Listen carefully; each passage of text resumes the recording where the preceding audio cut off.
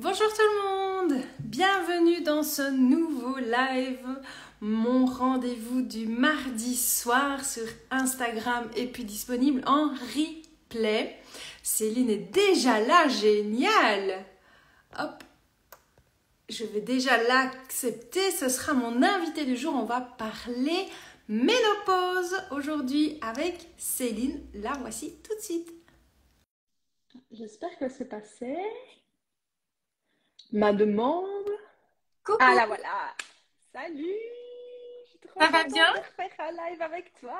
Bah écoute, moi aussi, je suis ravie qu'on puisse se retrouver pour ce sujet important. Écoute, oui. Est-ce que tu m'entends bien? Oui, je t'entends bien. Et toi aussi? Parce que- Mais moi, je t'entends très très bien parce que la dernière fois, on m'a dit qu'on ne m'entendait pas bien. Et comme j'ai de nouveau mis mon téléphone chargé, j'ai peur qu'on ne m'entende pas bien. Mais apparemment, on m'entend bien. J'espère que les autres aussi nous entendent bien. Pour ceux qui nous ont rejoints, ils sont en train de nous rejoindre pour ce live. On va les laisser nous rejoindre. En attendant, je vais donner deux, trois petites infos par rapport à ce live. On va parler toutes les deux pendant un petit temps. Donc, je vais désactiver les commentaires pendant cette phase-là parce que sinon, il y en a, ils ne sont pas contents parce qu'on les nie. Donc, je n'ai pas envie que ça fasse, on ne voit pas leurs commentaires. Et puis, à la fin, on passera à questions-réponses. Et là, on répondra aux questions. Comme ça nous permet, nous, d'être vraiment focus sur le sujet et de parler pleinement. Qu'en penses-tu? Ça te Eh bien, va? c'est super, c'est parfait. Ok, parfait. Bah écoute, tout le monde me dit que bonjour, bonjour, on nous entend bien. N'hésitez pas à nous laisser, tant que les commentaires ne sont pas désactivés, d'où vous venez. Comme ça, on va pouvoir vous faire un petit coucou pour voir de quelle région vous êtes. Si c'est Belgique, France, Suisse, Canada, Maroc, etc. Tous les pays francophones et d'où exactement. Ça nous fait toujours plaisir.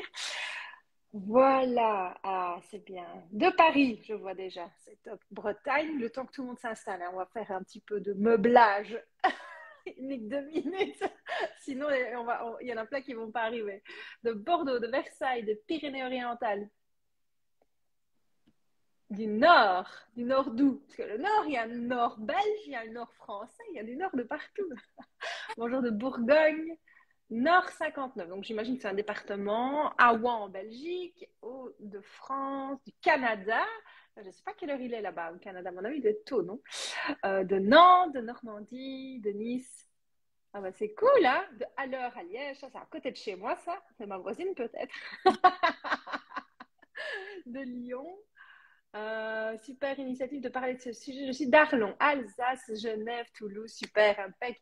Il y en a de partout, ça me fait super plaisir. Bon alors, Céline, on va te présenter et puis après on désactivera les petits commentaires, d'accord?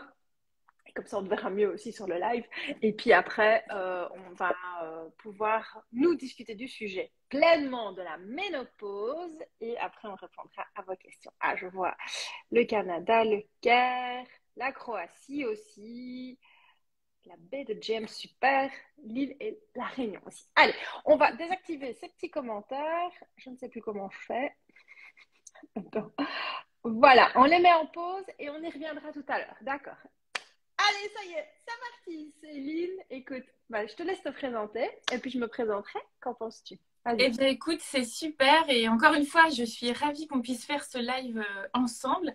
Donc, je m'appelle Céline Ovette, je suis praticienne naturopathe, je suis également consultante en nutrition, conseillère en aromathérapie et je me suis spécialisée dans la santé féminine et moi, j'accompagne donc tout particulièrement les femmes qui ont des problématiques hormonales. Donc, ça peut être des problématiques de fertilité, de cycle ovulatoire comme des règles douloureuses, des règles abondantes, l'endométriose, le syndrome des ovaires polykystiques et la ménopause qui peut en effet être parfois une étape un petit peu difficile à passer dans la vie d'une femme, on va y revenir.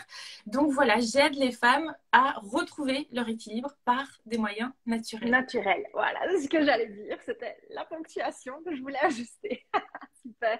Bah, écoute, pour ta communauté qui ne me connaît pas, bah, moi je suis Julie Debati, à la base ancienne karatéka internationale de haut niveau. Et puis après, je me suis formée pour devenir coach sportive en cours collectif et depuis 2 ans uniquement en ligne où j'ai vraiment décidé de rendre bah, mes conseils et mon approche du sport, où je reviendrai tout à l'heure aussi plus en profondeur, accessible à tout le monde, de partout dans le monde, et ne pas me limiter qu'à ma petite ville. Donc, d'où les médias, c'est hyper puissant par rapport à ça.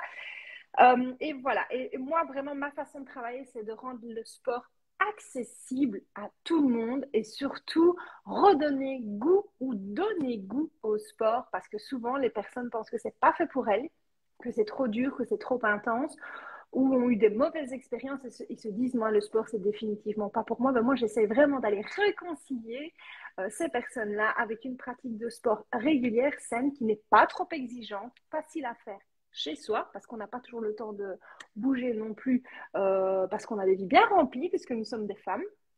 Donc voilà, mon objectif à travers ça, c'est ma devise, un esprit heureux dans un corps heureux, et c'est l'essentiel, déculpabiliser par rapport au sport et à la vie et la ménopause. Eh bien, je ne suis pas concernée, pas pour l'instant, ça m'arrivera un jour ou l'autre de toute façon, mais c'est un sujet qui m'intéresse parce que justement, j'ai de plus en plus de femmes qui me rejoignent et qui sont préménopausées ou ménopausées, qui me posent beaucoup de questions à ce sujet-là, parce qu'on va y venir, il y a la prise de poids, etc. On va développer ça plus tard.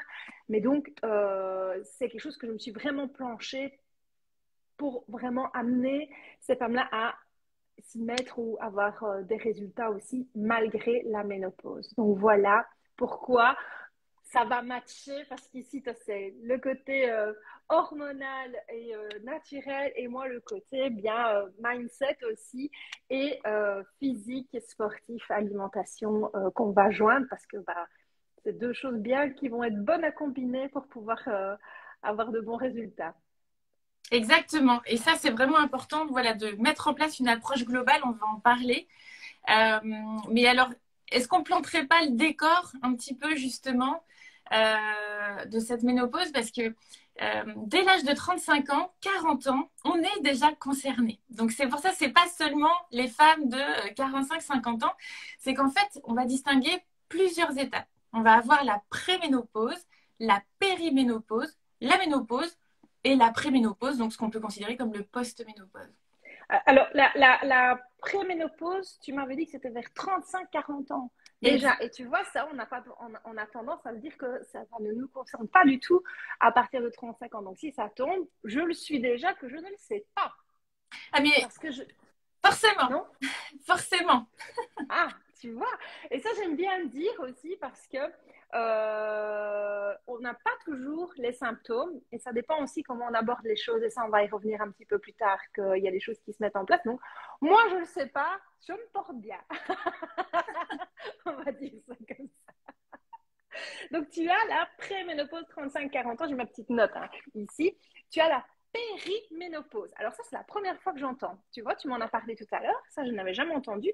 Vers l'âge de 45 ans. C'est ça? Oui, alors la préménopause, c'est 5 à 10 ans avant l'arrêt des menstruations. Donc, sachant c'est ça que tu appelles la périménopause, c'est l'arrêt des menstruations ou c'est la ménopause ça? Alors, la ménopause, c'est l'arrêt des menstruations. L'âge moyen, c'est à peu près 51 ans. D'accord. La préménopause va commencer 5 à 10 ans avant. Donc ça, c'est la préménopause. Donc à partir, on va dire, de 35-40 ans, mettons, avant donc l'arrêt des règles, donc dont l'âge moyen est de 51 ans. Ensuite, on a la périménopause. Là, c'est plutôt 2 à 3 ans avant la ménopause. Donc à partir, on va dire, de 45-46 ans, mettons, si on vise un petit peu large. Ensuite, on a la ménopause qui correspond à l'arrêt des menstruations, donc c'est-à-dire une absence de règles pendant une durée consécutive de 12 mois. Je reviens sur la périménopause. Okay. Mais peut-être que tu vas le développer avant. C'est quoi en fait la pré et la péri? Comment est-ce qu'on sait qu'on est dans cette phase-là? Et c'est quoi peut-être les symptômes ou les choses qui se passent dans notre organisme? Est-ce que tu veux y revenir après? Non, bah on peut le faire maintenant, il n'y a pas de souci. Donc en justement, fait, la mise en place hormonale par la préménopause, du coup, 35-40 ans.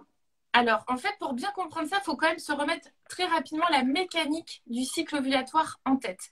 Donc, il faut se remettre en tête que l'on vient à la naissance avec un stock de follicules qui sont au sein de nos ovaires et que, au fil du temps, que l'on grandit et que les cycles ovulatoires se déroulent, eh bien, ce stock, il va commencer à s'amoindrir. D'accord? Donc, ça, c'est le stock de follicules. Et donc, si on reprend un cycle menstruel de manière un petit peu rapide, on va se dire sur une base de 28 jours qui est un cycle moyen, on a la première phase du cycle qui est dominée par les œstrogènes. Les œstrogènes qui sont des hormones prolifératives, qui font pousser les seins, qui nous donnent nos courbes féminines et qui bâtissent l'endomètre en première partie de cycle qui va être évacué sous forme de règles si l'ovule n'est pas fécondé. On a Ça, c'est à l'ovule. la phase de l'adolescence, alors, de la Ça, puberté, ça. c'est les règles classiques. Il Oui, y a c'est ça, la plusieurs phases. puberté. D'accord. Voilà, il y a la première phase du cycle de J1 à J14, mettons. On a l'ovulation, donc on va dire J14 à peu près. Donc là, on a effectivement un ovule et donc le follicule qui a expulsé cet ovule qui va se transformer en corps jaune et c'est ça qui sécrète la progestérone, l'hormone progestation. Et ensuite, on va avoir donc la deuxième phase avec la chute hormonale et ensuite le déclenchement des règles. Et donc, un cycle qui se passe bien, c'est un cycle dans lequel on va avoir un niveau d'œstrogène qui va être équilibré par rapport à celui de la progestérone. D'accord. Et qu'est-ce qui se passe avant la ménopause, donc en période de préménopause? Eh bien, on commence à épuiser notre stock de follicules. Donc, les ovulations que nous allons avoir, elles sont moins qualitatives. Donc, si on compare les niveaux des œstrogènes et de la progestérone, on va se retrouver avec un niveau de progestérone moindre et un surplus d'œstrogène. Ça va donner lieu à un phénomène qu'on appelle la dominance œstrogénique ou l'hyperœstrogénie relative au niveau de la progestérone. Et donc, comme les hormones œstrogènes sont prolifératives, eh bien, elles vont proliférer sans être compensées par le niveau de la progestérone. Donc, on va avoir des douleurs dans les seins, on va avoir des règles plus abondantes, on peut avoir des fibromes. L'âge moyen de survenue du fibrome, c'est 44 ans. C'est pas pour rien. C'est parce qu'on est dans ce débalancement hormonal.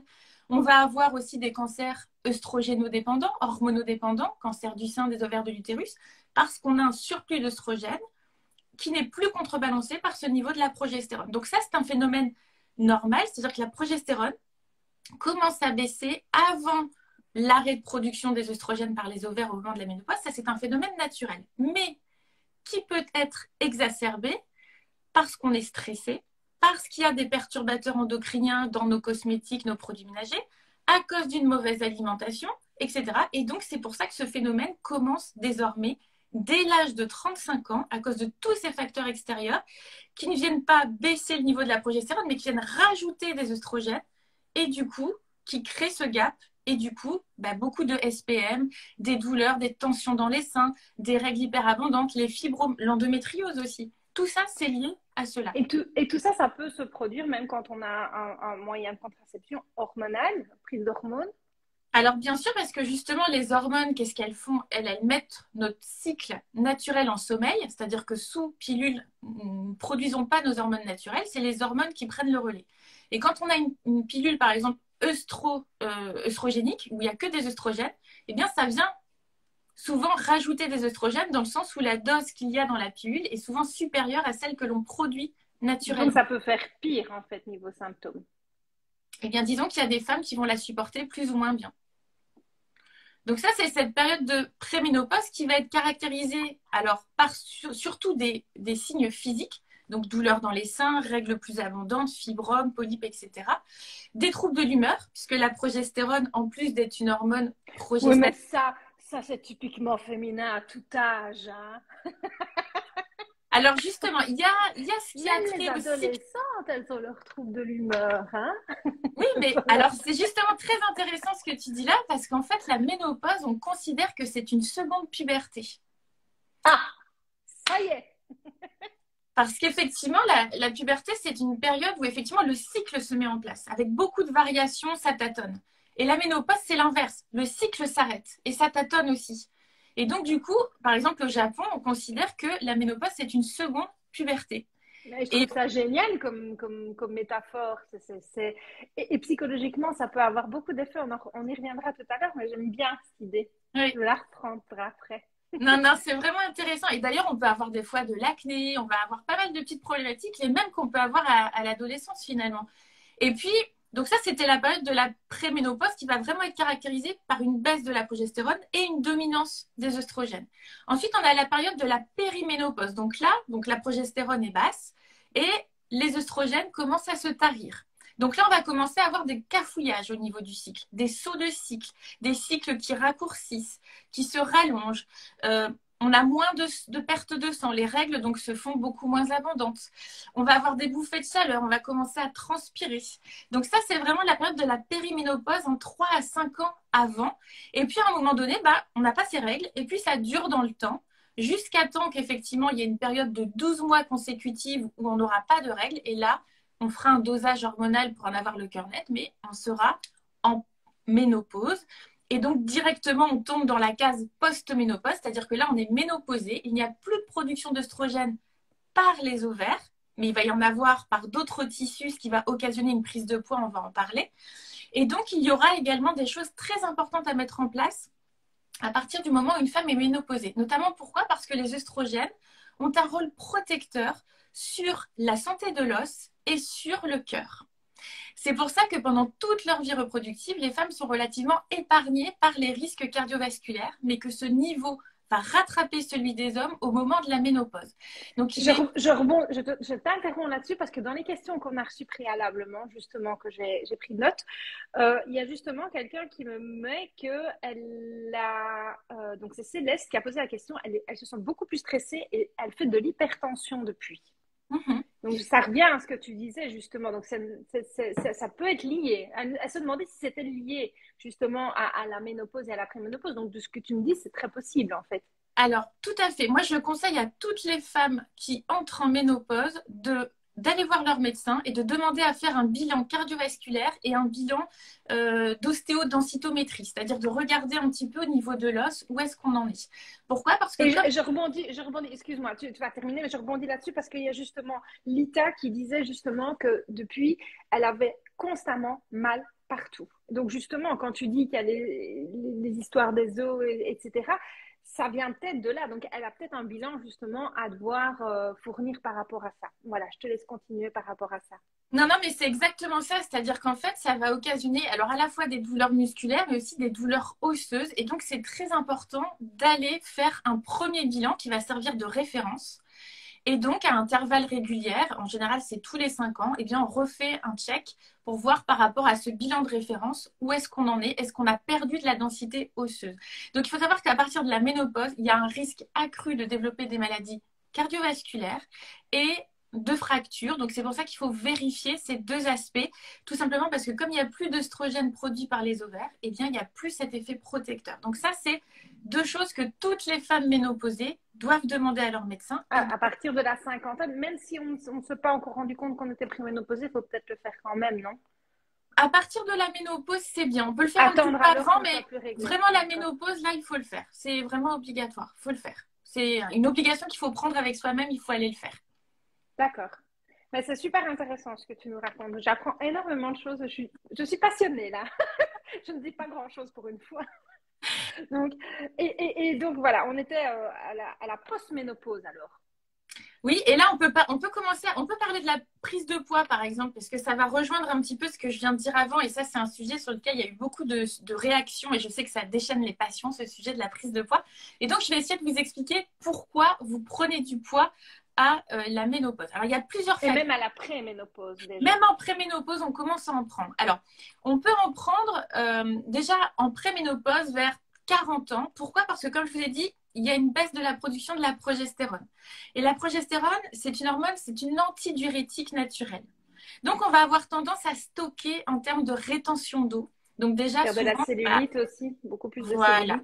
Donc, cellulite, rétention d'eau. Donc, très important, par exemple, déjà de bouger, de faire du drainage, par exemple, d'éviter de manger trop salé, ce genre de choses. Et boire beaucoup d'eau. Et boire énormément plus que d'habitude. Ouais, de bien s'hydrater, ça c'est important. Et au moment de la ménopause, donc comme je vous ai dit, les ovaires vont cesser de produire les œstrogènes. Ok? Il y a deux tissus, on va dire deux organes, alors organes, tissus, mais qui vont produire un autre type d'œstrogène pour prendre le relais de ce que les ovaires ne produisent plus. Ce sont les glandes surrénales, qui sont deux petites glandes qui sont situées au-dessus de nos reins, qui produisent principalement les hormones du stress, cortisol, adrénaline, noradrénaline, mais qui produisent également un petit peu d'hormones sexuelles, dont le fameux œstrogène qui va prendre le relais. Et puis, il y a un autre tissu qui produit des œstrogènes, c'est le tissu adipeux, le tissu gras.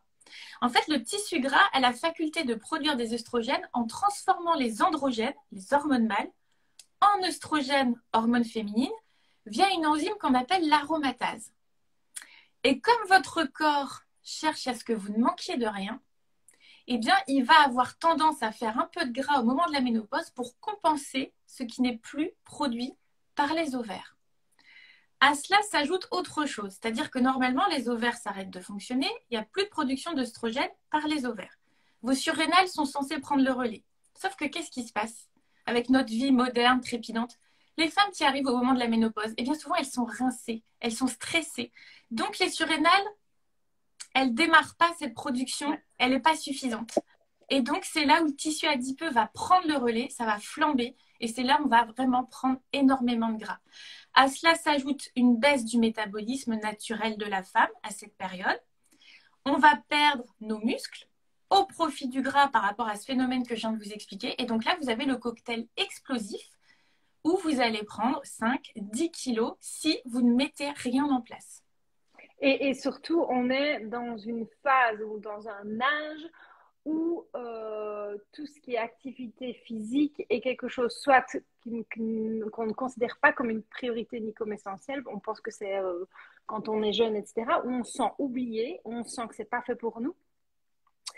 Où on devient plus sédentaire et on a moins le temps aussi parce qu'on a une vie tellement active, on a des enfants dont on s'occupe de plus en plus et c'est pas parce qu'ils sont plus grands qu'ils nous manquent moins de choses parce qu'en général quand on a 40-45 ans ils sont plus âgés et donc on a effectivement moins de temps pour penser à soi et c'est à ce moment-là que le corps il part en couille, comme on dit. Donc la combinaison des deux fait que, comme tu dis, c'est explosif si on ne fait rien. Ça, c'est important. Et justement, alors ça, je rebondis sur ce que tu viens de dire.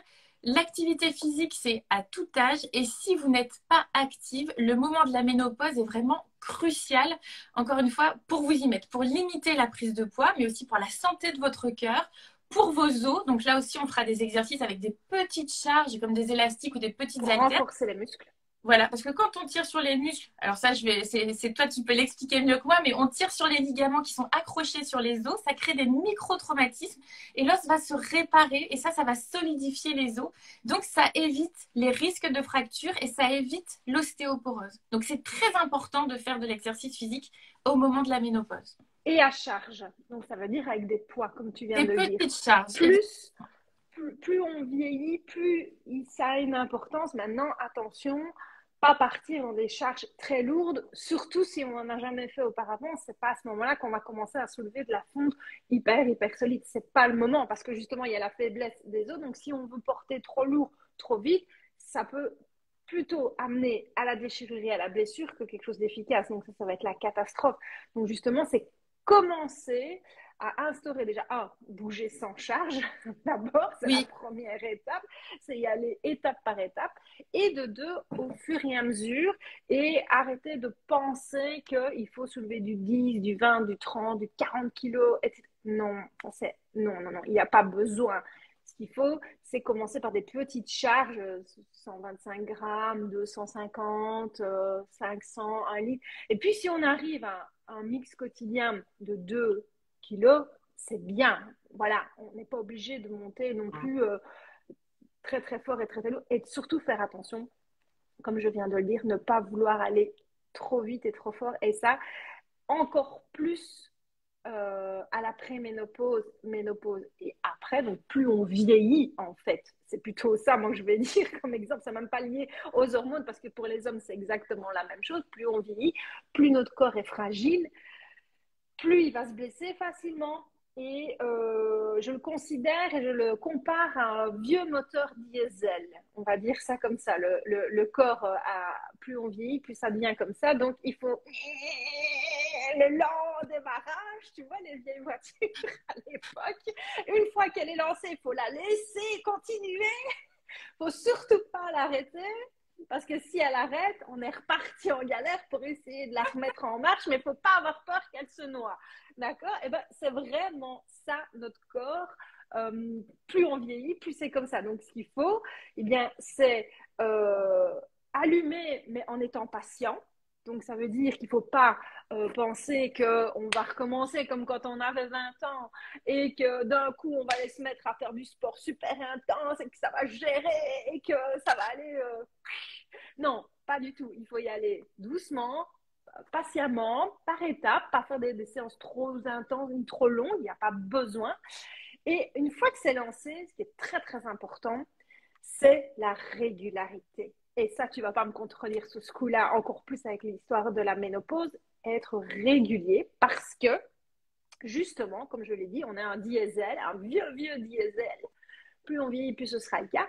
Et si on s'arrête, on doit recommencer. Plus on vieillit, plus on va devoir retourner en arrière le mécanisme de allumage et de redémarrage. Donc, c'est mieux de se lancer et d'être continu et d'avoir quelque chose de régulier et constant, on va dire ça comme ça, que de arrêter, s'y remettre, arrêter, s'y remettre. Voilà. Et avoir vraiment une routine régulière sans être trop exigeant et surtout oublier de nos performances que de quand on était jeune. Notre corps ne peut plus la même chose, donc il faut être conciliant, régulier, patient et y aller à son niveau. Et c'est ça qui est vraiment essentiel. Et je rebondis là-dessus parce que c'est vraiment ça que j'ai voulu mettre dans mes programmes en ligne parce que je viens du sport de haut niveau. Donc je sais ce que c'est le sport intense.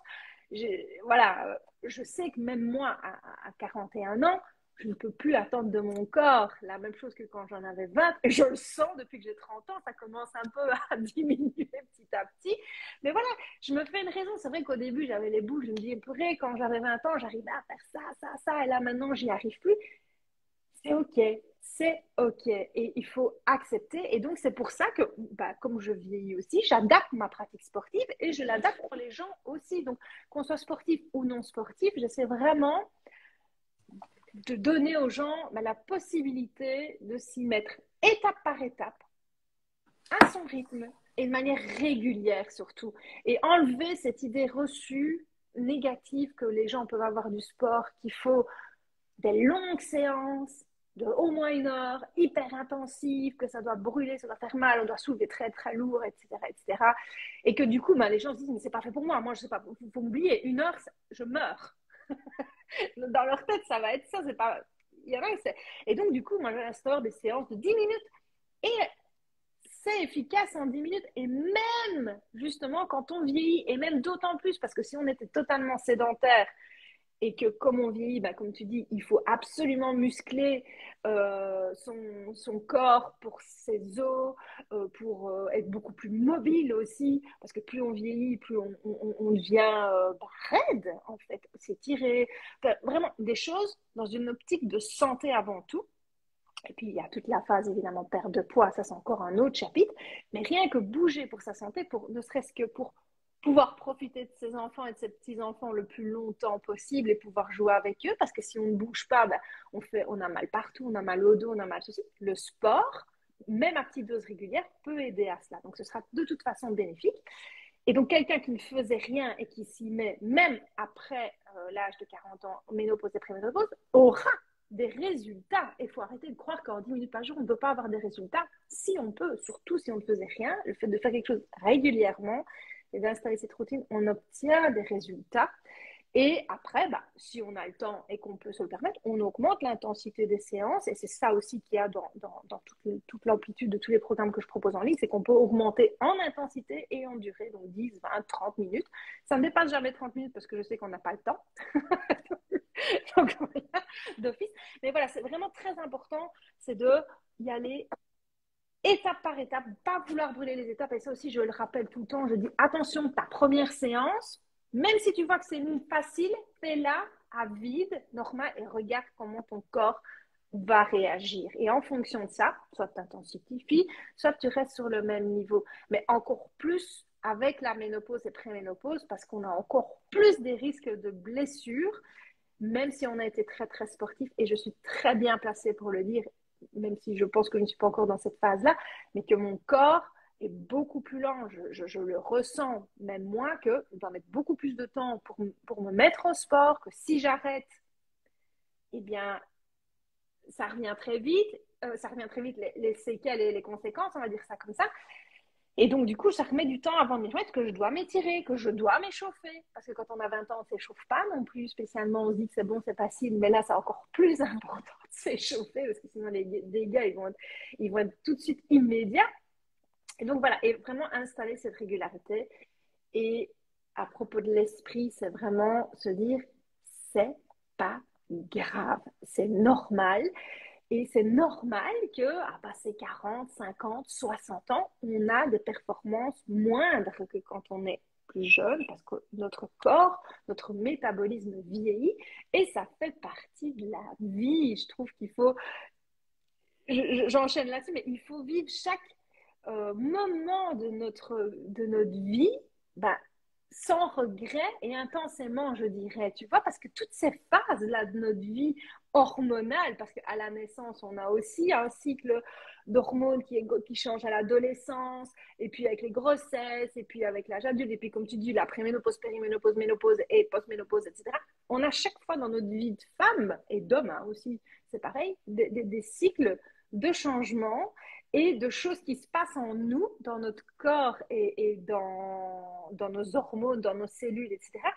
Et je trouve que c'est tellement important de dire, c'est OK, c'est normal, c'est le cycle de la vie et je le prends pas comme un obstacle, pas comme ça y est, je suis foutue, je suis bonne à acheter, on va me jeter au placard, mais le dire, ben, c'est comme ça. Maintenant, à moi de mettre en place des choses dans mon quotidien pour que ça se passe au mieux et mettre des petites routines, et ça, on va y venir juste après, pour que je le vive au mieux et l'accepter et ne pas s'y opposer. Parce que plus on va se braquer sur ces changements hormonaux-là, plus on va y penser, plus les symptômes vont apparaître, parce que ça, c'est pour toute maladie. Hein. Plus quand tu es malade et que tu as quelque chose et que tu te braques, tu dis j'ai mal à la tête, j'ai mal à la tête, tu vas avoir de plus en plus mal à la tête, ça ne va jamais s'arrêter. Et là, c'est pareil, si tu te dis oh, j'ai des bouffées de chaleur, oh là là, j'arrête pas de grossir, oh là là, j'ai rétention d'eau, je ne sais plus bouger, j'ai mal partout. Et dès que tu as cet élément-là et que tu dis ah, ça sonne dans ta tête, alerte, alerte, alerte, t'es vieille, t'es foutue, t'es vieille, t'es foutue.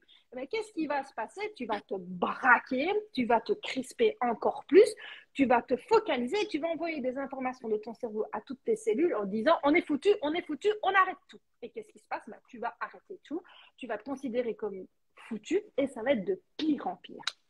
Et donc vraiment, l'acceptation de chaque étape de notre vie, vieillir, c'est normal et ça a son charme. Ça a son charme. Moi, je trouve que plus on vieillit, plus on est belle. Je trouve, plus on est épanoui si on décide d'être épanoui. Donc, ça doit être comme ça par rapport à cette approche des hormones. Et alors, il y a plein de choses qui vont nous aider. Et ça, tu vas y venir de manière naturelle. Il y a des médicaments aussi, mais ça, tu vois, j'aimerais bien ton point de vue par rapport à ça après. Mais c'est vraiment lâcher prise, dire que c'est normal. Tout le monde y passe.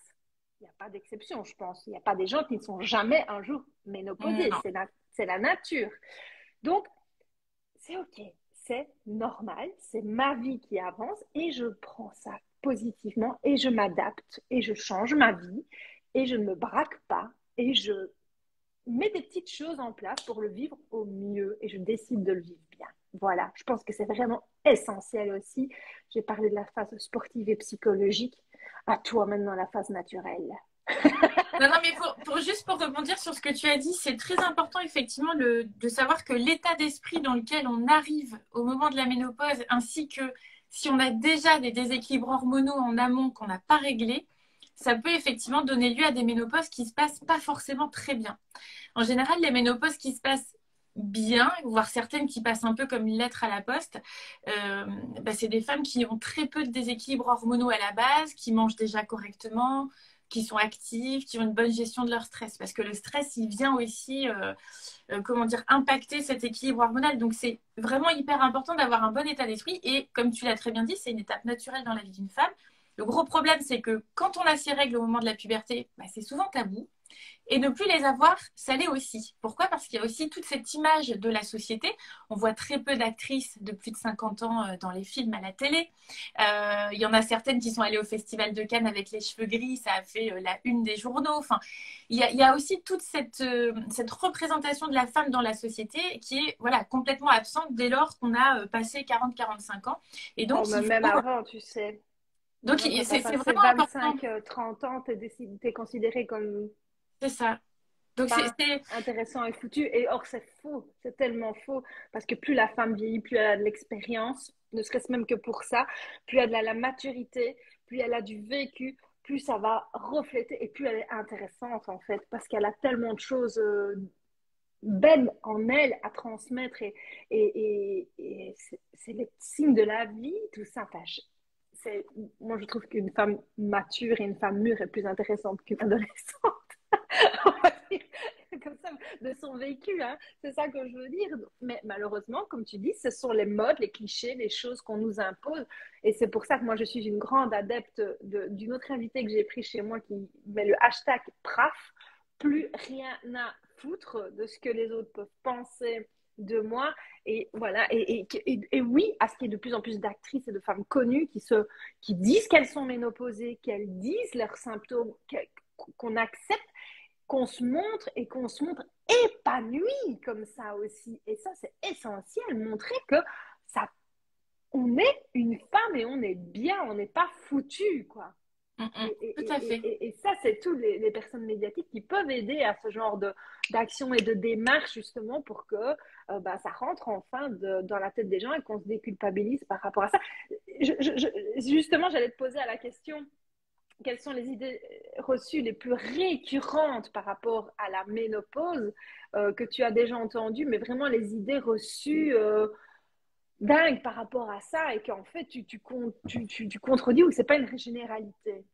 Alors déjà, il y a, ne serait-ce que chez les femmes hein, elles-mêmes, celles qui vivent la ménopause, il y en a plein qui se sentent plus femmes, qui ont du mal à avoir une vie sexuelle épanouie, par exemple. Parce que, je leur dis souvent, c'est pas les règles qui vous définissent. Là, c'est les règles qui s'arrêtent, c'est la fin de la vie reproductive, mais c'est pas la fin de la vie de la femme. C'est un nouveau cycle qui commence en fait, où justement vous êtes libéré un petit peu de cette charge contraceptive, de ces règles, voilà, qui des fois se passent pas forcément très bien. Donc faut voir le bon côté des choses. Voilà, et donc c'est un nouveau cycle qui commence. C'est effectivement la sagesse de la ménopause. On en parle, c'est effectivement cette expérience dont tu parlais, ce vécu qui fait qu'on a beaucoup plus de recul. Et il faut savoir qu'il y a des sociétés un petit peu voilà autochtones dans d'autres pays un peu lointains, où la femme ménopausée est très valorisée. Elle a un statut très particulier dans la société parce que c'est une femme sage, elle a de l'expérience, donc on vient la voir, on vient la consulter, ouais. Elle conseille et donc elle est vue comme quelqu'un d'important. Et donc c'est important, je pense aussi, pour les femmes qui nous écoutent, de se dire que certes c'est la fin de la vie reproductive, mais c'est pas la fin de votre vie de femme, bien au contraire. Et pas la fin de la vie sexuelle non plus, parce que non, bien sûr. C'est aussi l'idée reçue le plus, c'est je suis foutue, je n'ai plus de vie sexuelle parce que je suis ménopausée, c'est mort, quoi.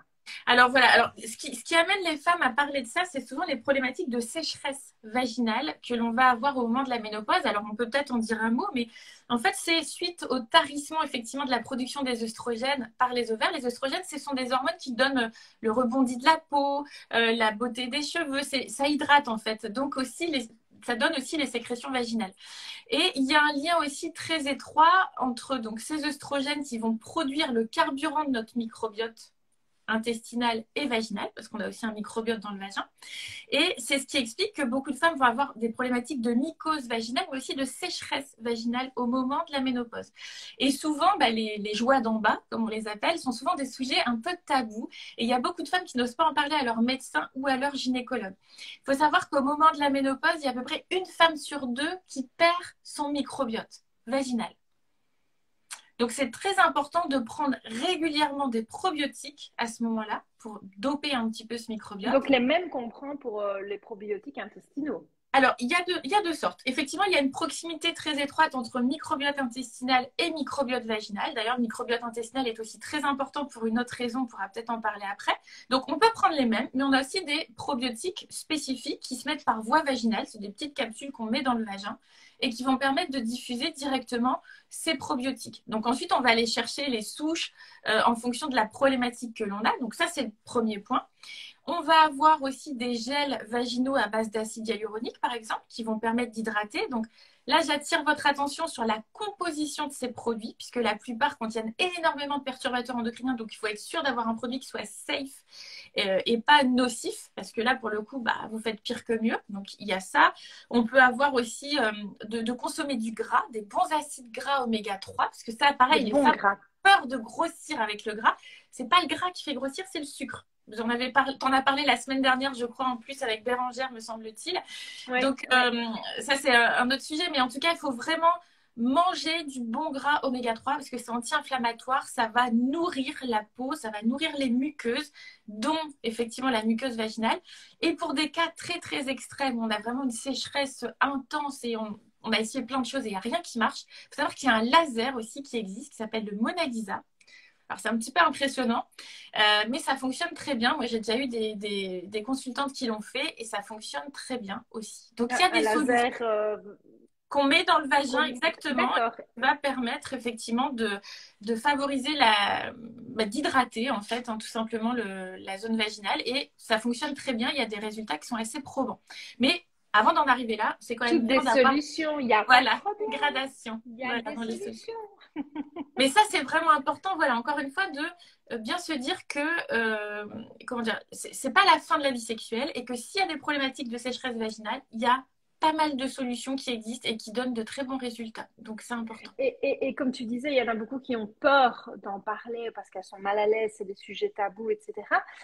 Du coup, l'importance d'avoir ce type d'échange comme ça sur les réseaux sociaux où les filles peuvent entendre ça et se dire que, ah bah oui, tiens, ça existe, j'ai ces symptômes-là, voici les solutions qu'elle vient de me citer sans avoir cette gêne de devoir aller d'avoir chez le médecin. Donc j'espère vraiment que ça va pouvoir en aider certaines qui n'osent pas parler de ça, justement que tu en aies parlé et de dire que c'est normal et qu'il existe des solutions, voilà. Et ça a peut-être fait tilt aussi dans la tête de certaines personnes qui nous écoutent et qui se disent que leur sexualité c'est mort parce qu'elles n'en ont pas parlé et qu'elles ne savent pas qu'il peut y avoir des solutions et que du coup elles vont peut-être retrouver goût à leur sexualité, à leur épanouissement de femme grâce à ce que tu viens de dire. Et ça, c'est génial et c'est la puissance d'Internet, ce genre de choses comme ça aussi. Ça permet à des personnes ben, voilà, qui n'osent pas de pouvoir trouver peut-être des solutions pour elles. Et il faut vraiment qu'elles se disent, mais si elles n'osent pas parler de sécheresse vaginale, peut-être qu'elles n'aient pas peur de parler de d'autres symptômes justement qu'elles peuvent ressentir par rapport à la ménopause qui va peut-être amener le médecin, s'il fait bien son travail, à poser les questions par rapport à la sécheresse vaginale, ou peut-être de lui-même déjà en parler sans mettre mal à l'aise sa patiente. Donc on peut parler de d'autres sujets, et puis voilà, c'est pas grave, on n'est pas obligé de le crier sur tous les toits, de le dire à tout le monde, mais c'est important de le savoir et d'essayer de trouver des solutions parce qu'il y a des solutions qui existent. Voilà. Tout à fait. Mais je précise aussi que c'est important d'en parler avec le conjoint.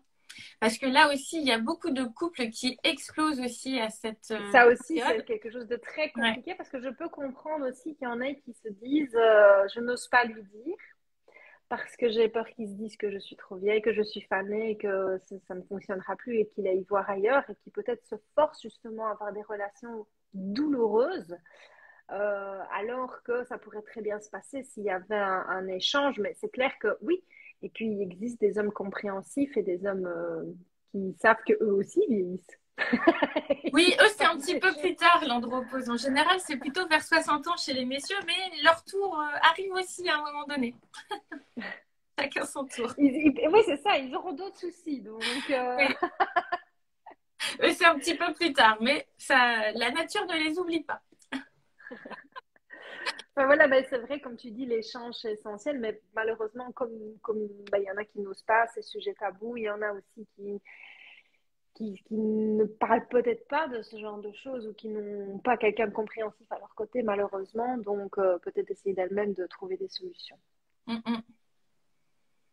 En tout cas, sur ce point-là, voilà, ça fonctionne plutôt bien, donc il n'y a pas de, voilà, il n'y a pas de tabou à avoir. Il y a énormément de solutions pour cette problématique de sécheresse vaginale.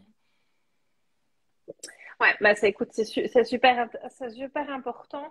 On a parlé donc ici de symptômes bah, de sécheresse vaginale, sécheresse, je n'arrive plus à parler, c'est moi qui La langue suis qui sèche, fout. mais de la bouche, je parle trop.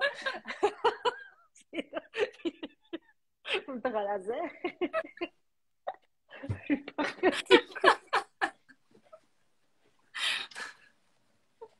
Donc voilà, sécheresse vaginale. Et donc, dans les autres symptômes, on a quelque chose qui est très récurrent, c'est les fameuses bouffées de chaleur. Je pense que c'est quelque chose qui est le plus courant et un des premiers aussi qui puisse apparaître. Et là, as-tu une solution à nous proposer?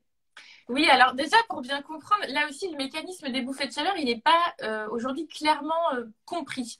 On suppose effectivement que c'est la baisse des oestrogènes qui va influencer notre centre de thermorégulation au niveau du corps. Et ça va jouer sur les neurotransmetteurs dopamine, sérotonine notamment. Du coup, le corps pense qu'il a chaud, donc il va mettre en route les systèmes de thermorégulation, à savoir la transpiration, et du coup, tout ça se dérègle. Alors, c'est un symptôme qui est très handicapant parce qu'effectivement, ça peut arriver sur le lieu de travail, en pleine présentation. Il y avait une présentatrice télé à qui c'était arrivé d'ailleurs aux États-Unis il y a quelques mois. Voilà, ça peut être effectivement, on peut être vraiment mal à l'aise avec ça. Donc là aussi, il y a pas mal de petites astuces qu'on peut faire. En tout cas, il y a certaines plantes qui vont être intéressantes pour vous aider. Par contre, La sauge, non? Notamment. alors justement, je mets d'abord un gros warning. En fait, il y a des plantes qui sont complètement déconseillées dans les cas d'antécédents personnels ou familiaux de cancers hormonodépendants, et notamment œstrogénodépendants. Donc, c'est-à-dire que la sauge, par exemple, en cas de cancer du sein, ovaire, utérus, vous-même ou un membre de votre famille, c'est niet. D'accord. Pas de sauge. C'est une plante qui est déconseillée dans ce cas-là. Donc, s'il n'y a pas d'antécédent, on peut tester la sauge, donc soit par exemple sous forme d'infusion, on peut tester sous forme d'huile essentielle, par exemple, ce genre de choses. Je vous donnerai des petits tips après. Ça, c'est pour vraiment faire une sorte de traitement de fond. Sinon, on a une plante qui pose moins de problèmes parce que pour le coup, elle n'a pas de contre-indication, c'est la lactée à grappe noire. Donc elle va être intéressante dans les problématiques effectivement de sudation, comme ça, de sueur nocturne, parce que ça aussi, c'est une grosse raison de troubles du sommeil au moment de la ménopause. Et quand on n'a pas dormi, on est fatigué, on est irritable, donc du coup, ça fait un cercle vicieux. Et donc, en tout cas, pour les bouffées de chaleur, ça, c'est assez intéressant. Des petits tips que vous pouvez mettre en place dans la journée, c'est par exemple d'avoir une eau florale de menthe poivrée. Vous mettez ça dans un petit spray dans votre sac, dans le tiroir du bureau. Et quand vous avez une bouffée de chaleur qui monte, on spray un peu le visage, ici le buste, les avant-bras. Coup de frais garanti. On essaye de mettre en place quelques respirations pour faire descendre, parce que là aussi, les bouffées de chaleur, ce qu'il faut bien comprendre, c'est que chaque femme va avoir ses propres déclencheurs. Et ce ne sera pas les mêmes d'une femme à l'autre. Il y a certaines femmes pour lesquelles ça va être le café. D'autres, ça va être la nourriture épicée. D'autres, ça va être le stress, prise de parole en public. Ça y est, ça transpire, etc. Donc, moi, c'est ce que j'encourage mes consultantes à faire. Et d'ailleurs, j'avais créé un petit guide là-dessus pour expliquer ça. C'est de tenir un journal de vos bouffées de chaleur pendant quelques jours. De noter ce que vous mangez. Ça peut être certains aliments, comme je vous le disais, le café, l'alcool, le tabac, par exemple. Vous notez sur un petit journal tout ce que vous mangez, tout ce que vous buvez pendant quelques jours, et vous notez quand arrivent vos bouffées de chaleur et leur intensité, avec un code de 0 à 3, par exemple, pour 3 intensités maximum, et puis, 0, 1, ça va. Et puis, au bout de quelques jours, vous reprenez votre petit journal et vous analysez. Et vous allez peut-être voir qu'à chaque fois que vous buvez un café, vous avez une bouffée de chaleur qui arrive. À chaque fois que vous devez prendre la parole en public, ou quand vous voyez votre chef. Alors là, c'est plus problématique, il faut changer de travail. Oui, ça c'est psychologique. Mais donc, dans l'idée, c'est vraiment d'aller prendre conscience de vos propres déclencheurs. Une fois que vous le savez, on peut essayer de mettre en place des stratégies d'évitement ou des substituts. Par exemple, le café, on peut essayer la chicorée, on peut essayer un thé, on peut essayer de voir un petit peu ce que ça donne. Première chose, c'est ça. Ensuite, c'est les petits gestes, donc ça. Alors après, il y a un truc aussi. Le ventilateur ou le petit éventail, là. Voilà, alors là, c'est encore quoi, mieux ça? parce que c'est un casque et ça souffle de l'air par le cou. Ah, j'entends, oui. J'entends, Ouais. oui, oui. Voilà, ça fait de l'air. Donc, c'est assez. On a l'impression que c'est un casque pour écouter de la musique. Et en fait, Ça fait que de souffler, ça me fait que ça ça me souffle. fait pas audio. On voit mes cheveux, ils volent. Donc, c'est un Oui. petit peu gadget. Mais par contre, c'est vrai que c'est assez efficace. Ma maman l'a acheté et elle en est vraiment très contente, par exemple. Et puis ensuite, voilà, il y a les plantes, il y a pas mal de choses. Mais déjà, rien que de tenir ce petit journal, utiliser un hydrolat, par exemple, de menthe poivrée que vous allez vaporiser un petit peu sur le visage, le buste, l'avant-des-bras, la respiration, des petits gestes comme ça, et puis vous faire accompagner, par exemple, avec une prise en charge personnalisée pour les plantes, ça peut vraiment aider. Donc, lactée à grappe noire pour toutes. Si vous n'avez pas d'antécédents de cancer, Comment est-ce que ça s'écrit? c'est acte. Alors, c'est A-C-T-E-E, A, grappe, comme des grappes de raisin noires. Lacté à grappe noire. D'accord. Ouais, donc ça, Et c'est ça se intéressant. trouve où? Parce que moi, je n'ai jamais entendu parler de ça. Ah, on peut trouver ça dans les labos de phyto. Souvent, c'est sous forme de gélules. Donc, c'est très intéressant pour toutes les femmes, encore une fois, parce que la sauge, elle est déconseillée en cas d'antécédents personnels ou familiaux de cancer hormonodépendant. Ensuite, on va pouvoir agir, par exemple, avec du griffonia aussi. Donc, le griffonia, c'est une plante qui contient du 5-HTP. Alors, ça parlera peut-être à certaines, pas à d'autres, mais c'est du 5-hydroxytryptophane. Et donc, ça va être un précurseur de la sérotonine, qui est un des deux médiateurs qui est un petit peu bousculé au moment de la ménopause et qui joue un rôle dans aussi la thermorégulation et donc la survenue de ces bouffées de chaleur. Donc, si tu veux bien, quand on aura terminé ce live et que je vais le mettre en replay, si tu veux bien me noter en message privé justement ouais. ces noms de produits que tu m'as mis, comme ça je pourrais les mettre dans le post, comme ça elles pourront facilement les retrouver. Ce sera plus facile parce qu'ici c'est pas écrit donc on oublie. Non, non, pas de souci. Et puis, encore une fois, le petit journal, là, c'est vraiment très intéressant pour prendre conscience de vos déclencheurs qui ne seront pas forcément les mêmes que votre copine ou que votre voisine. Et ça, c'est important de le savoir. Alors, il y a une question dans les questions qui peuvent quand même être posées. Je ne savais pas qu'il y avait cette option-là, c'est la première fois que je la découvre. C'est quand on subit une hystérectomie, comment peut-on savoir si on est ménopausé? Alors, ça dépend si l'hystérectomie, elle est totale ou partielle. Alors, l'hystérectomie, c'est l'acte chirurgical qui consiste à retirer l'utérus. Donc, il y a deux types. C'est soit on retire l'utérus et les ovaires, auquel cas on parle d'hystérectomie totale, Total. soit elle est partielle, c'est-à-dire qu'on retire uniquement l'utérus et on laisse en place les ovaires. Quand on fait ça, dans le cadre d'une hystérectomie partielle, il faut savoir que quand on retire l'utérus, on est obligé de couper des petites veines, des petites artères, etc. Ce qui fait que les ovaires vont plus être alimentés correctement au niveau sanguin. Et en général, ils vont cesser de fonctionner tout seuls au bout de 2-3 ans. Donc ça, par exemple, j'ai des consultantes qui ont 40 ans et qui on a dû retirer, par exemple, l'utérus parce qu'elles avaient trop de fibromes, ce genre de choses, etc.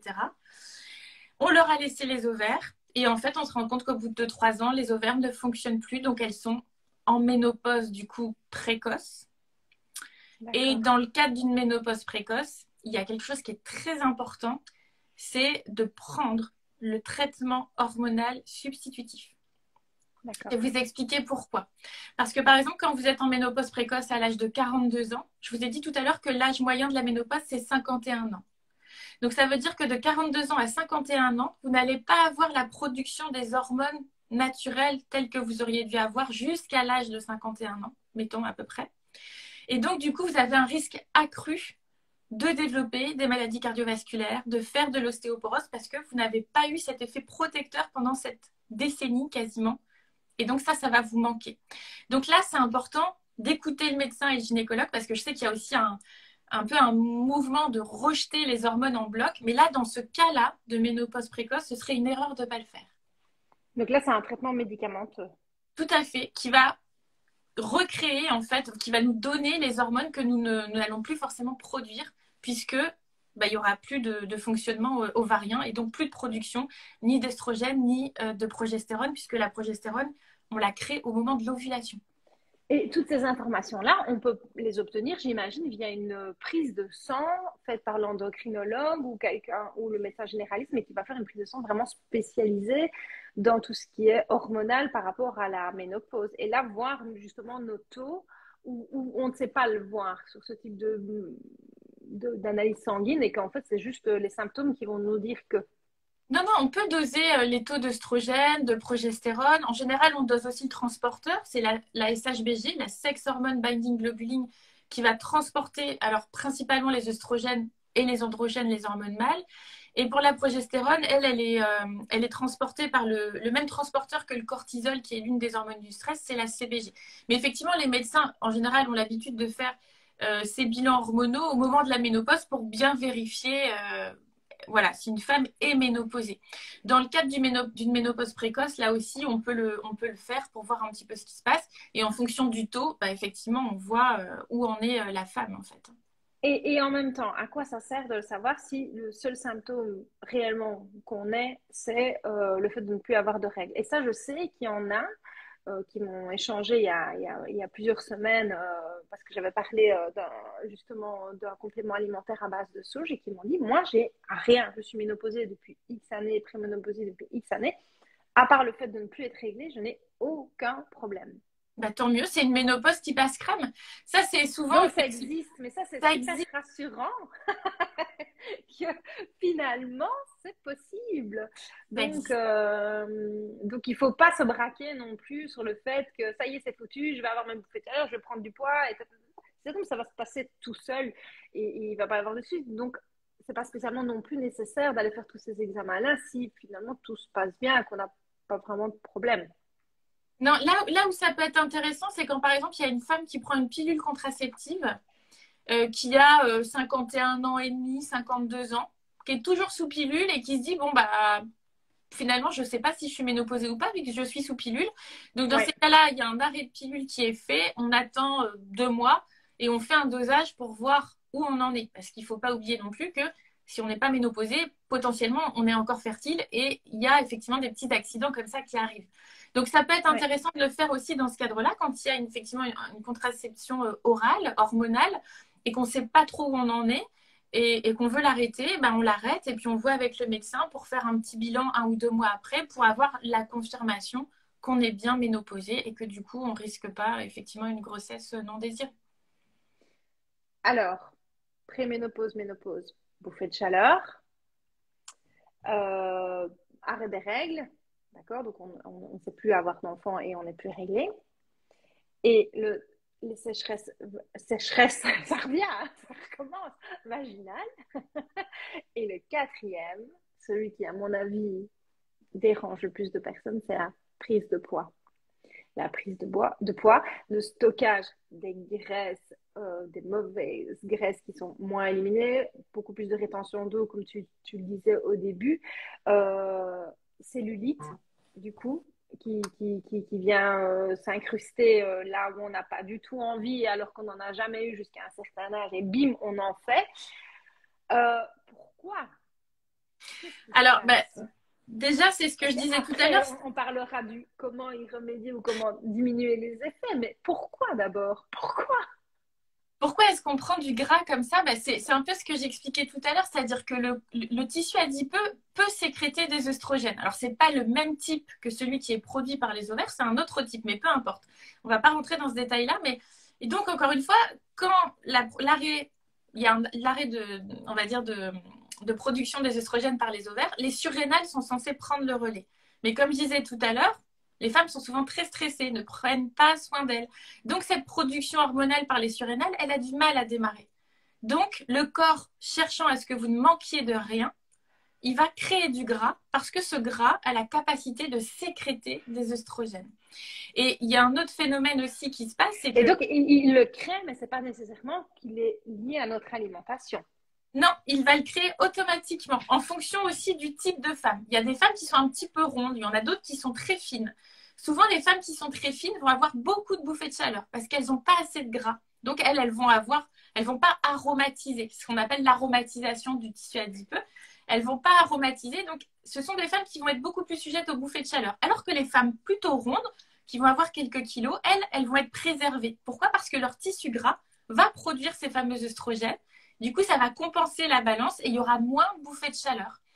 Et Donc c'est ça, pas justement ces fameuses femmes plus minces, on va dire, qui vont aussi avoir de la cellulite, donc rester minces, pas prendre pas grossir, mais stocker beaucoup plus de cellulite. bah, la cellulite en soi, c'est aussi un peu de tissu gras. Il n'y a pas que ça, mais il y a aussi un peu d'eau, etc. Mais bah, du coup, en fait, alors ça, c'est pas une règle immuable, mais en gros, ça va Oui, oui, vraiment non, dépendre de la génétique, de sa morphologie, etc. Mais en tout cas, ce qui est sûr, c'est que le tissu gras, il est là pour compenser la baisse des œstrogènes. Donc, le corps va naturellement chercher à en faire. Et alors, ça va surtout se localiser au niveau des hanches et du ventre. Parce que comme il y a quand même une baisse des œstrogènes, ben, en comparaison, il y a plus d'androgènes, d'hormones mâles. Donc, on peut avoir des petits poils qui apparaissent sur le menton, la petite moustache. On va se viriliser un petit pas peu. ma barbe.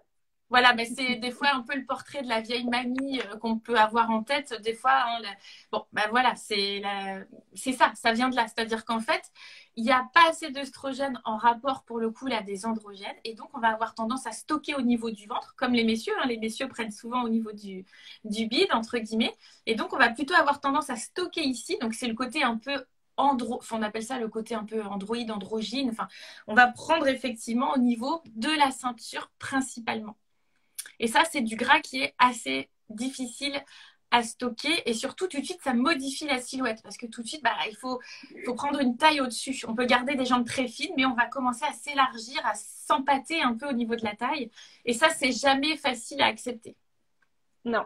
Et c'est vraiment ce qui est récurrent, moi, dans les filles qui me suivent, c'est vraiment, vraiment le ventre, le ventre, le ventre, Mm. le ventre, le ventre, le ventre, surtout avec la préménopause et la ménopause. Alors, est-ce qu'il y a une solution miracle? Non. On est d'accord. Il n'y a rien de miracle. Ça n'existe pas. Dommage. Sinon, tout le monde serait comme ça et il n'y aurait plus de soucis. Est-ce qu'il y a quelque chose qui marche à coup sûr et qui, on peut vous garantir qu'il va fonctionner sur vous? Non plus. Est-ce qu'il y a des choses qu'on peut mettre en place pour diminuer les frais et diminuer les dégâts ou prévenir? Oui. Et c'est surtout ça, pour moi, qui est essentiel. C'est que alors, il ne faut pas attendre qu'il soit trop tard. J'aime pas ce mot-là parce que ce n'est pas trop tard, parce que on n'est pas foutu, donc il n'y a pas le terme trop tard, mais comme ça vous comprenez. Il y a des choses aussi que même quand c'est là, on peut aussi améliorer l'ensemble de la silhouette et mettre en place. Mais ce qu'il faut, c'est avant aussi. Et moi, je vais revenir sur le point qui me concerne le plus, c'est le sport, d'accord, et l'alimentation aussi. Pour moi, c'est les deux choses qui sont essentielles à mettre en place avant et pendant, parce que ça peut donner des résultats. Alors oui, on ne sera pas comme ça, comme à nos 20 ans, parce que ça c'est sûr. Et ce qu'il faut se rendre compte aussi, c'est qu'on a notre peau, comme tu l'as dit, avec l'âge qui se distend et qui manque d'élasticité, donc on va être plus molle. Ça c'est sûr. Maintenant, on peut prendre aussi du collagène, de l'acide hyaluronique, etc. pour redonner l'élasticité, de l'huile de bourrache aussi qu'on peut donner par rapport à ça. Voilà, ça c'est quelque chose qu'on peut agir sur la peau, mais la peau distendue, ce n'est pas spécialement l'alimentation ni le sport qui vont pouvoir y faire grand-chose, même si ça va rendre quand même un petit peu d'élasticité par rapport à ça. Tu m'arrêtes si je dis une bêtise, Non, si non. tu n'es pas d'accord. Et donc, ce qu'il faut vraiment, c'est mettre en amont une routine. Donc justement, quand on arrive à la quarantaine, pour moi, comme on va arriver dans cette fameuse phase de pré-ménopause, ménopause et périménopause, voilà, je ne l'ai pas oublié, donc vers 35-40 ans, instaurer un changement dans nos vies. Voilà. Si on mange mal, si on ne bouge pas régulièrement, si on est stressé, commencez déjà à partir de ce moment-là de changer. Et non seulement ça va faire un bien fou dans votre vie, mais en plus, ça va faire en sorte que les choses se passeront beaucoup mieux par après. Donc, ça, c'est certain. Donc, c'est quoi mettre comme chose en place? Bien, c'est une routine. Une routine, manger sain et bouger au quotidien, ça doit être essentiel dans la vie de chacun, comme on se lave les dents, comme on prend sa douche. C'est quelque chose qui n'est fondamentalement pas naturel, pas quelque chose qu'on fait naturellement, mais qu'on fait pour son hygiène de vie. On est bien d'accord, pour son hygiène. C'est pareil, manger sainement et bouger régulièrement, c'est quelque chose qui doit être routinier et essentiel. Donc, c'est des réflexes, c'est des réflexes. Et c'est pour ça que je passe mon temps à mettre sur les réseaux sociaux, parce que je sais qu'il y en a qui détestent le sport. Et je sais qu'il y en a qu'on n'arrivera jamais à décroter au sport parce qu'elles ont un blocage par rapport à ça et qu'elles pensent qu'elles n'y arriveront jamais. Or, elles y arriveront et j'en suis certaine, mais bon, soit. C'est de faire au quotidien. Donc, par exemple, moi, j'ai fait des petites vidéos dans sa salle de bain très facile, des exercices de respiration. Alors, c'est pas parce que ça n'a pas l'air hyper physique comme ça que c'est pas efficace. Ça s'appelle des abdos hypopressifs. Et je sais que tu connais, hein, on en avait déjà discuté. Ouais. C'est quelque chose qui n'est pas spectaculaire, donc c'est pas, on va pas aller faire des grosses séries de crunch et des gros exercices bien spectaculaires, mais c'est quelque chose qui est très très efficace en interne. Et qu'est-ce que ça va faire? C'est un travail de respiration. Donc mes doigts, ce sont mes abdos, hein, d'accord? C'est ma taille et mon ventre. Eh bien, qu'est-ce qu'on va faire? On va, avec un exercice de respiration et d'expiration, rentrer le ventre et le redessiner et le resserrer. Donc, la taille va se resserrer et le ventre va rentrer. Tandis que quand on fait certains exercices comme des crunchs, les abdos où on tire la tête et on la soulève, etc., qu'est-ce que font ce type d'exercice-là? Ils ne font pas rentrer le ventre, ils font sortir le ventre. Donc, on fait un crunch, les abdos, ils font ça vers l'avant. Et Et ils ça pousse s'écartent. vers le bas aussi, il faut le dire, pour le Et ça périnée. pousse, absolument. Ça pousse. En fait, les abdos, et c'est très intéressant par rapport à la graisse abdominale, parce que c'est là que beaucoup on se soucie. Les abdos, ils ne servent pas qu'à avoir des tablettes de chocolat et à faire joli. Non. Principalement, ils servent à maintenir les organes à l'intérieur de l'organisme. Donc, ça tient tout en place. Si les abdos, ils ne sont pas forts, on ne parle pas non plus d'avoir des tablettes de chocolat et de faire des abdos de fou. Non, tonique. Ils maintiennent les organes à l'intérieur et ça permet une tonicité. Si on les fait mal avec des crunchs qui poussent et qui écartent, ben, qu'est-ce qui se passe? Si je pousse et j'écarte, ben, mes organes à l'intérieur, ils tombent. C'est logique, il n'y a rien qui les maintient. C'est un peu comme une gaine, les abdos, c'est comme une gaine. Et donc, du coup, qu'est-ce que ça fait? Ça appuie sur la vessie et ça crée des pressions sur le périnée qui, plus on vieillit, et à la ménopause, le périnée devient de plus en plus poreux et fragile et donc on a de plus en plus de risques d'incontinence urinaire. Donc si on continue à faire des mauvais abdos justement, eh bien on va avoir de plus en plus d'incontinence urinaire et des problèmes aussi de sensibilité lors des rapports intimes parce qu'on a une perte de sensibilité d'élasticité. Donc très important d'avoir un périnée ferme et rééduqué. Et j'ai sorti d'ailleurs, petite parenthèse, une vidéo YouTube tout récemment sur ça et bientôt il y aura un article aussi si ça vous intéresse, de renforcer son périnée et de resserrer sa taille à l'intérieur. Donc, c'est des petits tips de respiration. On engage son périnée, on souffle en vidant l'air, on rentre son ventre. Rien que de faire ça tous les jours, des femmes non sportives, ménopausées aussi, ont eu des résultats de centimètres gagnés parce que le ventre se redessine et rentre à l'intérieur. Donc, ça, c'est déjà quelque chose de facile, même si on n'est pas sportif. Je ne considère pas ça être du sport. C'est un travail de recentrer tout vers l'intérieur. À côté de ça, évidemment, faire des bons abdos et des bons exercices. Mais l'idée reçue qu'on a aussi, c'est qu'on se dit, je vais faire que des abdos, je vais perdre de mon ventre parce que le reste, je n'ai pas besoin. Non, ça ne marche pas comme ça non plus le sport. Il faut bouger tout le corps. On ne peut pas cibler une perte de gras sur une zone.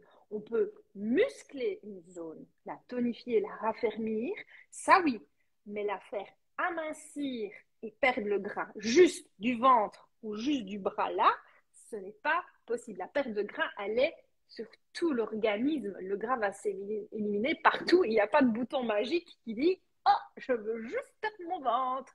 C'est dommage, hein, mais... Ça, je crois que ça arrangerait beaucoup de personnes quand même de pouvoir avoir ce fameux bouton magique. Mais ça fait partie des idées reçues que les gens ont justement de se dire je vais faire que des abdos, des abdos, des abdos, des abdos, je vais perdre mon ventre. Mais non, ça ne marche pas comme ça. Et d'abord, pour travailler ces abdos, et une fois j'ai eu une déchirure d'un abdos, et je peux te dire que chaque mouvement du quotidien, s'asseoir, se lever, marcher, lever un genou, tendre un bras, travaille tes abdos. Et tes abdos sont sollicités parce que c'est le centre de ton corps et tout part de là au milieu. Et donc, tout dépend, tout ce qui se passe au-dessus et en dessous fonctionne par là. Et donc, bouger au quotidien, ou bouger, ça fait travailler aussi son ventre et ses abdos. Alors, 2 règles pour perdre du ventre partout ailleurs d'ailleurs. 3 règles pour le ventre. 1, les hypopressifs, donc travail de respiration, resserrer le ventre. 2, renforcement musculaire, donc faire des exercices musculaires type gainage et d'autres mouvements qui sollicitent une force musculaire et soulever du poids, pas trop lourd non plus. Et 3, c'est du HIIT. Alors avant, on parlait de cardio, maintenant on parle de HIIT. Cardio, c'est toujours bon aussi. La seule chose qu'il faut savoir, c'est que le cardio doit être long pour être efficace. Donc, il faut passer les 45 minutes pour commencer à brûler du gras et vraiment s'attaquer au gras. Donc, courir à intensité où il y a le cœur qui pulse ou faire du vélo, etc. Je prends cet exemple-là parce que ça parle à tout le monde. Il faut que ça fasse 45 minutes si on est toujours à la même fréquence cardio pour que ce soit efficace. Tandis qu'avec le HIIT, c'est du haute intensité fractionnelle. On va travailler en petites séquences très, très courtes, des séances de maximum 30 minutes en haute intensité. Donc, on va monter très haut dans le cardio, très bas, très haut, très bas. Et ça de manière régulière. Et ça doit être dur, ça doit être très physique, mais par rapport à soi. Donc, c'est juste se dépasser par rapport à soi. Et là, on va aller, en fait, booster le métabolisme. Et le métabolisme, il va être tellement chamboulé dans ce qui se passe qu'il va se dire, oh, alerte, alerte, je panique, qu'est-ce qu'elle me fait? Elle va en haut, elle va en bas, elle va vite, elle va là. Je ne sais pas m'adapter à cette cadence-là. Donc, je pompe, pompe, pompe, pompe dans les graisses pour aller chercher mon énergie pour tenir cette séance qui est difficile. Et alors, bah, du coup, on élimine le gras et on va le brûler. Donc, en fait, le renfort musculaire, qu'est-ce qu'il fait? Il tonifie, il raffermit et décolle le gras avec le poids. Il le décolle. Après, bah, on va dire que le gras, il est là, il se promène, il se trimballe et il se délocalise. Donc, c'est pour ça qu'on ne peut pas cibler aussi. Et après, qu'est-ce qu'on va faire? On va aller l'attaquer avec du HIIT ou du cardio de longue durée pour aller l'éliminer. Et en plus de ça, on combine avec des abdominaux et progressifs. Alors, tout ça, vous allez dire, mais c'est impossible, moi, je n'ai pas le temps, je ne peux pas caser tout ça dans ma journée. T'es folle, Julie. Non, non, non. Si, c'est possible. En 10 minutes par jour, on peut faire ces trois choses-là. Hypopressif à jeun chaque matin, tu es en train de te brosser les dents, tu fais 2 minutes, tu fais ton travail quand tu es dans la voiture aux embouteillages. J'ai déjà fait aussi une vidéo comme ça, tu es assis passager ou tu es au feu rouge, tu fais tes abdos hypopressifs, tu marches dans la rue, tu fais des abdos. Donc, toute la journée, tu peux le faire. Au bureau, personne ne va te voir non plus, donc tu peux le caser. 10 minutes de renforcement musculaire et le lendemain, 10 minutes de HIIT. Renfort musculaire, ça t'a pris 10 minutes par jour, tu fais ça tous les jours. Et si tu fais plus que 10 minutes, tu gardes bien tes jours de repos, c'est très important aussi. Et tu vas avoir des résultats parce que tu fais les bonnes combinaisons. Parce que c'est ça le problème aussi, c'est que les gens font les mauvais sports. Enfin, pas les mauvais sports, il n'y a pas de mauvais sport, hein, d'accord?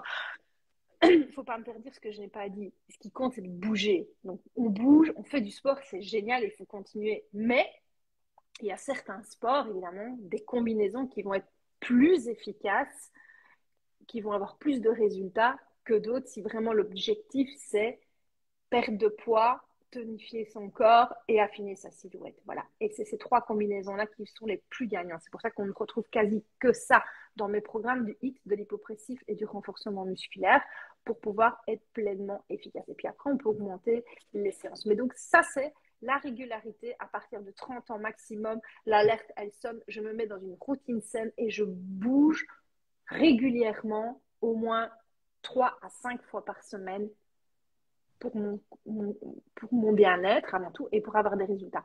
Et on installe cette routine. Maintenant, si on a dépassé cet âge-là et qu'on a plus de 50 ans, qu'on n'a jamais fait de sport, on installe maintenant cette routine-là. Il n'est pas trop tard. Ce n'est pas parce qu'on a plus de 50 ans qu'on ne peut plus faire de sport que c'est foutu et que ça ne fonctionnera pas. Pas du tout, pas du tout. Et j'ai des tas d'exemples dans mes élèves qui s'y sont mises et qui ont eu des résultats sur leur corps. Vraiment. Donc, c'est bien la preuve que ce n'est pas foutu. Il faut juste y aller, comme j'ai dit au début, par petites doses et choisir les bonnes choses.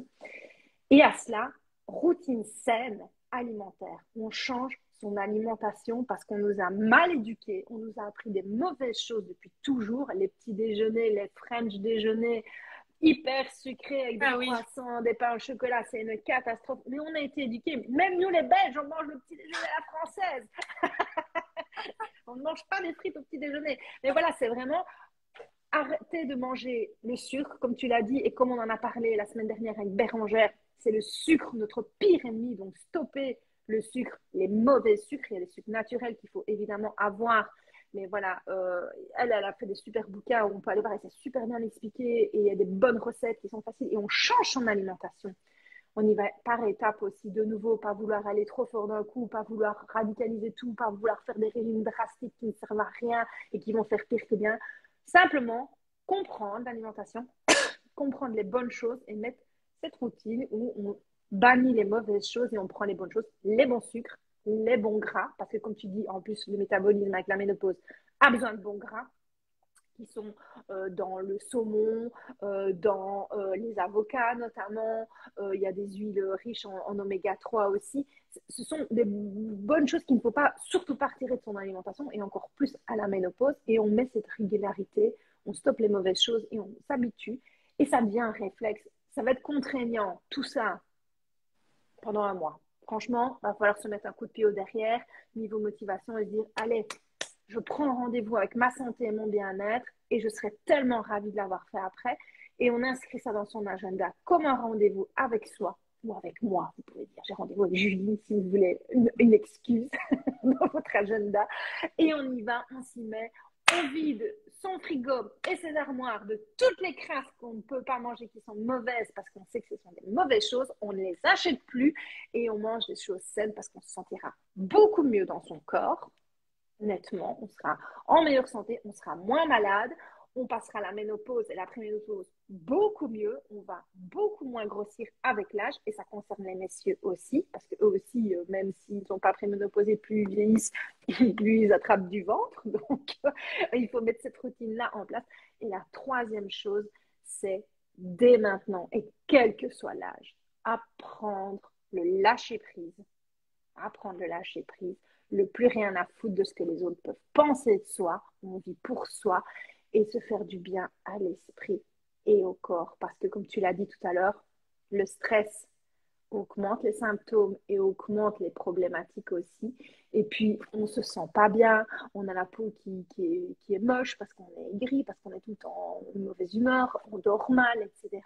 Et donc, instaurer un mindset positif, et c'est ça aussi que j'essaie d'instaurer tous les matins avec mes petites phrases de positive attitude, et maintenant mon petit rendez-vous tous les lundis, j'essaie de donner un petit mood positif aussi, parce que depuis, et j'ai pas toujours été comme ça, je l'avoue, ça fait 1 an que j'ai mis en place ça et ce mindset positif.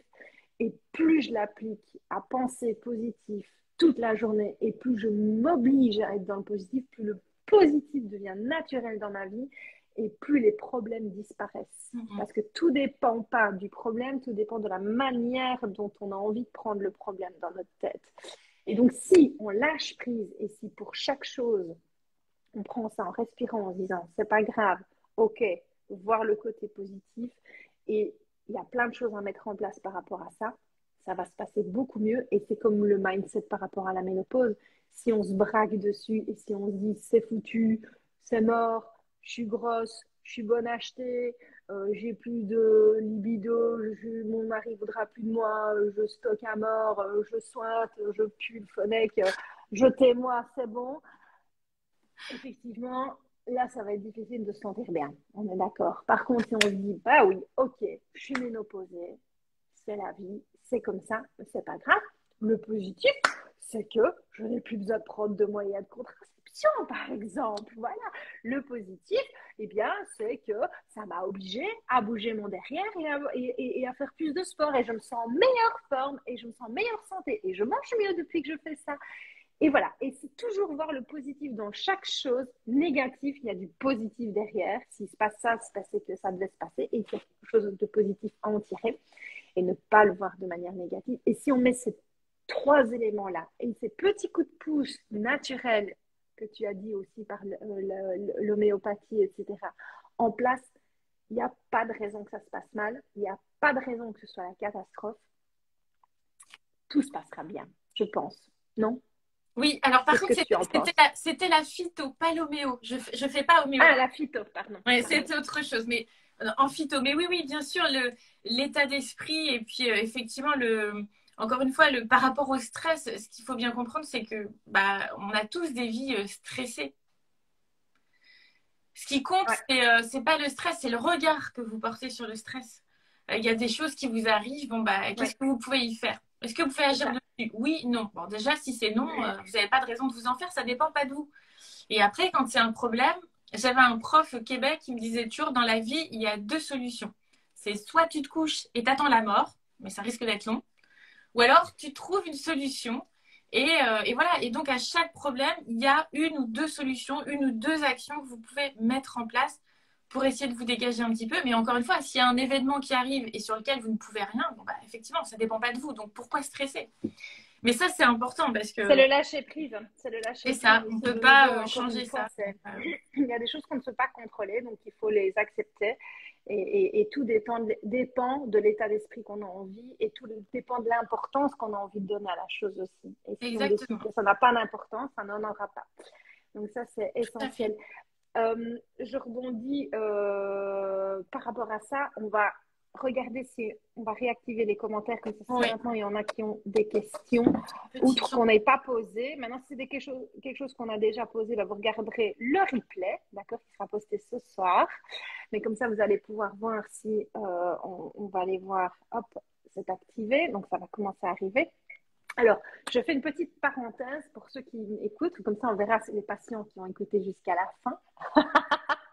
J'ai un petit cadeau à faire. Je le fais jamais. C'est la première fois que je fais ça pendant un live.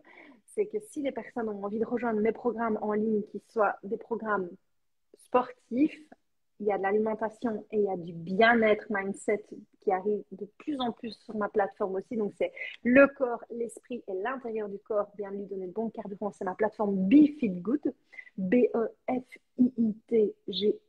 BeFitGood.com. Et j'ai écrit un code promo qui s'appelle Ménopause en majuscule et qui leur donne une remise sur mes programmes jusque ce dimanche. Uniquement pour les abonnements à l'année. Mais donc, si ça vous dit, c'est l'occasion parce que c'est pas quelque chose que je fais, d'accord? Donc, c'est la première fois que je vais le faire. Donc, le code ménopause et vous aurez une remise pour pouvoir vous mettre et vous lancer dans un esprit heureux, dans un corps heureux. Donc, voilà. Et je sais que toi, pour l'instant, tu m'avais dit que tu n'avais pas spécialement de choses disponibles là, maintenant, tout de suite, tout de suite, tout de suite. Alors oui, moi normalement, j'ai un programme d'accompagnement de la ménopause, mais je fais comment dire, je fais rentrer les personnes par créneau. Donc là, je l'ai ouvert il n'y a pas très longtemps, donc je le repropose pas forcément. Par contre, comment dire, par rapport à justement à ce live qu'on faisait toutes les deux, c'est gratuit, c'est un petit e-book de toute façon, voilà, qui est disponible en permanence, mais c'est ce petit e-book sur les bouffées de chaleur justement pour juste expliquer quels sont vos déclencheurs, le petit journal que vous pouvez tenir, que vous pouvez télécharger gratuitement. C'est vraiment, vous cliquez, c'est accès immédiat. Et tu me renverras le lien, je le mettrai aussi dans le lien et... du commentaire du replay. Oui, et comme ça peut venir compléter effectivement ton programme. Mais moi, pour le moment, le mien, il est fermé. Je fais des départs cadencés et donc le prochain départ, c'est au mois de janvier. Voilà. La solution, c'est d'aller s'abonner à ton compte. On clique là au-dessus, on va voir le compte de Céline et on clique, on s'abonne et puis quand tu auras des actus à passer, tu les passeras. Et puis tu fais beaucoup de live aussi, toi. C'est toi d'ailleurs qui m'a fait mon premier live. Écoute. Mon premier live avec toi, tu m'avais invité. Oui, en fait, j'en fais un tous les mardis de 20h à 21h. Et effectivement, moi, c'est toujours sur la santé. Ils vont pouvoir se diviser voilà. en deux en fonction des sujets. Voilà, mais c'est toujours sur les sujets de la santé féminine. Et du coup, voilà, j'essaie toujours d'inviter des personnes qui, moi, m'inspirent. Et des fois, voilà, même si je ne suis pas forcément d'accord des fois avec certaines approches, ça m'est déjà arrivé. Mais je trouve que c'est intéressant parce que ça crée des débats, ça crée une ouverture d'esprit. Et comme tu l'as très justement dit, je pense qu'il ne faut pas attendre de tomber malade pour prendre soin de soi. La santé et le temps, c'est deux biens qui sont très précieux, qu'on ne peut pas acheter, qu'on ne peut pas rattraper quand c'est perdu. Et donc, n'attendez pas d'être malade pour prendre soin de vous. C'est maintenant, il n'est jamais trop tard. Et les piliers de santé, tu les as rappelés aussi. Le carburant que vous mettez dans votre voiture, là ici, c'est le carburant que vous mettez dans votre assiette. Ça, c'est votre première médecine, c'est l'alimentation. L'activité physique, hyper important de bouger. Si vous ne bougez pas, vous rouillez, vous engendrez une congestion sanguine, une congestion lymphatique, etc., des troubles de la circulation. La gestion du stress. Et puis, il y a un autre pilier qui est effectivement le sommeil, mais aussi voilà, le mindset. Et effectivement, il faut avoir un mindset. Le développement personnel et tout le mindset positif, ça va aider pour tout ça aussi. Très important. Et juste une question qui arrive, mais ce sont des choses dont on a parlé, donc on a parlé de beaucoup de choses dans ce live, je vais être disponible juste ici en replay, mais comment est-ce qu'on peut encore maigrir une fois qu'on est passé 50 ans et qu'on est ménopausé? Donc ça, je l'ai dit et j'ai donné les tips. Maintenant, ça dépend de plein de choses, évidemment, mais on peut tout mettre en place pour arriver et avoir des résultats. On nous dit merci pour ce live, évidemment. Et on dit que c'est compliqué de ne pas être stressé quand on fait une dépression due justement à la ménopause et à la préménopause. Alors, moi, je ne sais pas si toi, tu as quelque chose à dire par rapport à ça, mais est-ce que c'est la préménopause qui naturellement te fait déprimer ou est-ce que c'est ton état d'esprit et ton psychologique dû aux symptômes qui te fait déprimer? En fait, c'est les deux. Est venu en premier. Non, c'est les deux. En fait, ce qu'il faut bien comprendre avec la ménopause, comme je disais tout à l'heure, c'est une sorte de seconde puberté. C'est quoi le truc? C'est que faut se dire que pendant 35 ans, votre corps, il a fonctionné avec des niveaux hormonaux qui fluctuaient sur un cycle, mais qui étaient relativement hauts. Les niveaux des hormones œstrogène, progestérone, elles sont assez hautes. Qu'est-ce qui se passe au moment de la ménopause? On se retrouve avec des niveaux qui sont ras des pâquerettes. Donc en fait, c'est un peu comme si vous deviez faire une mise à jour de votre ordinateur. Il y en a qui se passent très bien et des fois ça plante. Et là, ça peut créer effectivement énormément de problématiques psychiques, psychologiques, de l'anxiété, des troubles dépressifs. Alors, ça peut être les symptômes compliqués qui peuvent amener à cette dépression parce qu'on ne se sent pas bien, on n'est pas bien, etc. Mais il y a aussi le côté psychique, c'est-à-dire que la progestérone, c'est une hormone antidépressive, anti-anxiété, anti-irritabilité. Quand on est enceinte et qu'on a une progestérone au plafond, la terre peut s'écrouler, on est peace and love, tout, enfin voilà, on est hyper zen. C'est ce côté progestérone-like qui fait ça. Donc le fait qu'il n'y en ait plus du tout de progestérone pour le coup, eh bien, vous pouvez vous soutenir en soutenant effectivement dopamine, sérotonine. Donc, dopamine, sérotonine, c'est des neurotransmetteurs. Donc, la dopamine, c'est le petit déj gras, salé, protéiné le matin. Hein. C'est riche effectivement en tyrosine, donc ça aide cette synthèse de dopamine.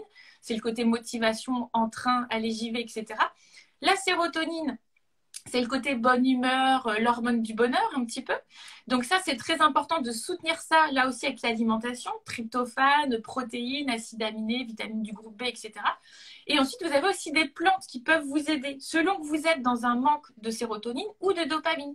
D'ailleurs, les médicaments qu'on utilise, c'est des sérotoninergiques ou des recaptures de sérotonine ou des dopaminergiques. Et vous pouvez avoir des plantes qui peuvent là aussi vous aider à soutenir cette production naturelle de sérotonine et de dopamine selon votre cas. Par contre, ces plantes-là, elles ne viennent pas s'ajouter à un traitement, par exemple, qui serait déjà en cours au niveau des antidépresseurs.